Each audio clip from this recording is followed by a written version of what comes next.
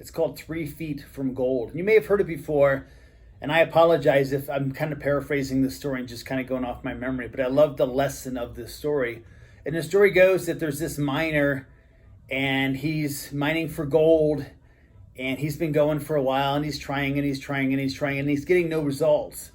So one day he decides to sell all of his gear real cheap because he's not getting his gold. And somebody else comes along and they buy up all this gear real cheap, and they hire an engineer to come in and look at the area. And he says, well, man, you're literally like 3 feet from gold. And so this guy mines it and he gets all the gold. The point there being, how often in our lives are we like this close, like literally this close to our goals, and then we pull back? Or we get like this close to our goals and we self-sabotage, right?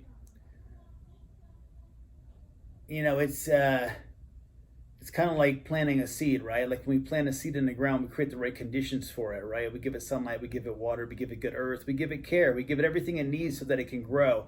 But we also have to give it patience too. If we are impatient and we go and try to dig it up or pull at it and try to hurry things along, that's really not going to help its cause, right? There has to be a little bit of patience there and a little bit of faith too, right? So a lot of times we get really close to our goals and we just don't have faith in the process, and so we pull back. I can't tell you how many times over the years as a professor and teacher of martial arts, I've had students where like, I'm thinking, okay, yeah, this person's doing great. They're like this close, you know, I think I'm gonna give them a stripe soon. And then boom, they pull back. It's like, man. And of course you can't say anything to them. You can't say, come on, man, I was so close. You were right there and I wanted you, but you pulled back. Now they got to kind of figure that out on their own, right? Like if I'm there to cheer them on every step of the way and I got to push them every step of the way, they're never going to do it on their own. So at some point there has to be some personal accountability for achieving your goals. And part of that is, you know, having faith in the process, trusting in your professor, but also trusting in yourself, and not being the big critique, not being the critique. There's enough critiques out there, you know. Let your professor, your teacher be the actual critique, because that's actually their job. They're the person looking at this from the best perspective as someone who's been where you've been, right? So they're going to be the best person for feedback anyhow. A lot of times we're really hard on ourselves. Maybe we think we're an imposter and we think we don't deserve this, or we're not ready for it, or whatever it happens to be. But again, that's not our job to critique. Our job is to go through the process, to create the art, so to speak. Let the critiques do the critiquing, right? The critics do the critique, and there's enough of that. And you're going to get enough of that in your life.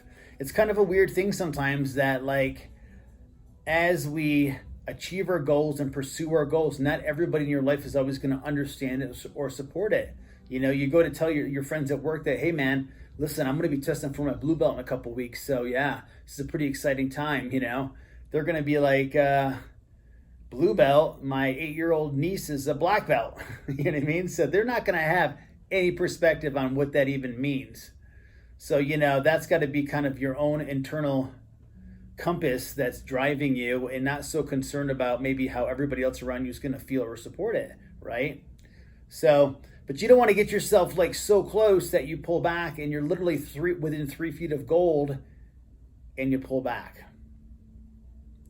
So the key there is whatever got you to where you are today isn't going to get you where you need to be tomorrow, right? If you took a road map somewhere and it got you to blue belt, like our journeys to get to blue belt, right? We get to our blue belt. Well, what it took to get there isn't going to get you to purple belt. If you were traveling somewhere, you're not going to follow the same route to the next destination because it's a completely different destination. And you have to begin to recognize that in your training. What got you to your first stripe as a white belt will probably not get your second stripe, or third stripe, or fourth stripe, or blue belt, or purple belt, or brown belt, or black belt. Each one's a different rung on the ladder, a different part of that journey. So the key there is consistency is always the key. Keep coming back. Keep coming back in spite of even when you don't want to, even when you don't feel like it, even when it's hard, even when it feels like everybody else is progressing except for you. But again, it's not up to you to be the critic. Let everybody else do that. And let your professor do their job, right? You do your job, which is to be there and attend the classes and be the biggest advocate for yourself. Be the biggest advocate for yourself. And the way that you do that is by showing up. Happy training, ninjas.